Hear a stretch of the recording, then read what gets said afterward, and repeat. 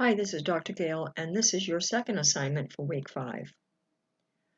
So, I do understand that Grand Canyon University instructions are sometimes confusing, but you need to understand how to read directions to benefit yourself. And you really need to be able to do that. I see for the most part, students tend not to understand that they have total control over what they do in the classroom. All they have to do is understand how to read directions and how to make it work for them, and to ask questions if they don't understand something. And I know in this course, and it's a large course, I know in this course probably a tiny handful of students are asking questions and they ask the instructor for them. And that's where you should really be asking questions, because someone else might see your question and then they think, oh, well, you know what, I have something else to ask. And so you help someone else try to think of another question that they would like to ask related to that. There's no shame in asking questions. In fact, as educators, that's exactly what we want our students to do. So why not do it in higher education for your own learning? So anyhow, you're going to do this. So you're going to the ability to effectively manage a classroom to meet behavioral and instructional needs of students, both with and without disabilities, is complex. Use this part of your field experience to work hands-on with students. Now I'm going to give you some ideas about how you can do this assignment with the different types of field experiences you have for the summer. So anyhow, continue to observe and collaborate with your mentor teacher on the elements that help create a positive, safe, and productive learning environment. This is what our focus is, outlined in clinical field experience A. With the assistance of your mentor teacher, select a small group or a whole group activity you could lead. Now, some students in this course are actually in a classroom, and they could do that. Some students have day camps or, like YMCA type camps. And you can do that. You can tell your mentor that this is what you need to do. That was one of your assignment directions in the last week, was to explain to your mentor what your field experiences were all about, so that they could be thinking about how they can help you. So if you haven't done that, then you're putting your mentor on the spot, because they have to now think very quickly how to help you. So if you haven't done that, you want to do that immediately. And again, it's important that you pay attention to the assignment directions, like last week's assignment directions. So with the assistance of your mentor teacher, select a small group. So if you're in like a camp type thing, likely there are other students who could benefit from this. So get a group of students. If you're at a camp, there's more than one student. So that's what you would do, is you'd select a group of students. So select a small group. So use any of your field experience hours to assist. Okay. So you're going to write this summary. So what you're going to do is you're going to continue to observe and collaborate.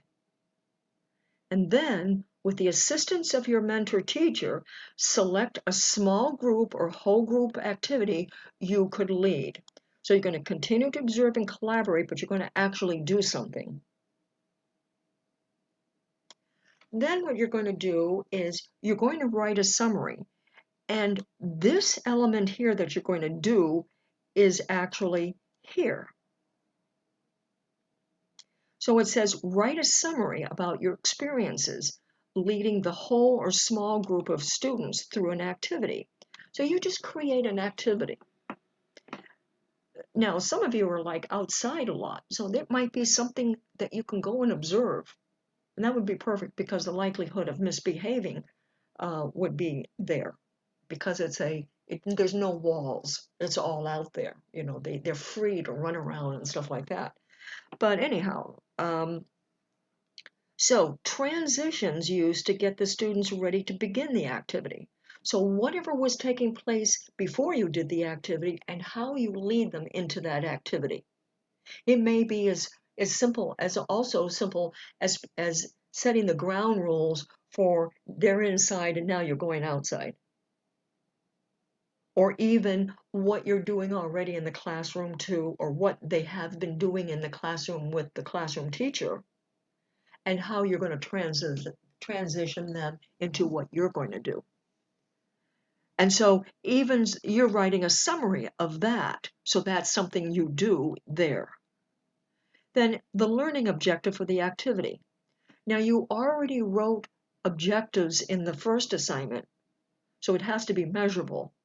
And so you would have to provide the learning objective for the activity. You should tell your students what the learning objective is so that they know what the purpose of what they're going to do is. And then how you assess student learning for the objective. So whatever your objective is, that's what they have to do in order to determine whether they met the objective. So in your whole group activity, 1, you need to prepare them for transitioning there. 2, you need to write a learning objective for that activity. And 3, you're going to have to determine what they're going to do to demonstrate that they understood the objective. Keep in mind this. When you have students working together on something, it's hard to understand what one student, if they met the objective or not, because they sort of absorb what everyone else is doing. Then, strategies you used to engage students in the lesson.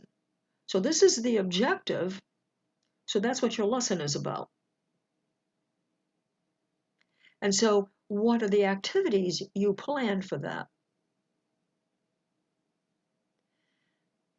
Verbal and nonverbal cues you use to redirect students and keep them engaged. If you did not have to do that, state what you would have used. I mean, because you can't say, I didn't need any verbal or nonverbal cues to redirect students and keep them engaged. You can't say that because you have to include something. So any collaboration you had with paraprofessionals and volunteers. What went well with the activity? What you would change in addition.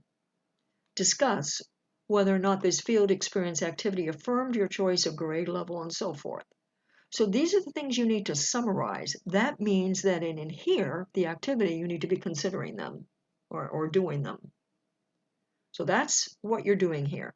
And you're writing it in 500 and 750 words. So there's that. So it says here, submit the clinical field experience verification form to the LMS in the last topic. That's not this week. That's the last topic. This is topic 5. We have 6 topics in the course, so it would be next week. If you have any questions at all about this, just let me know.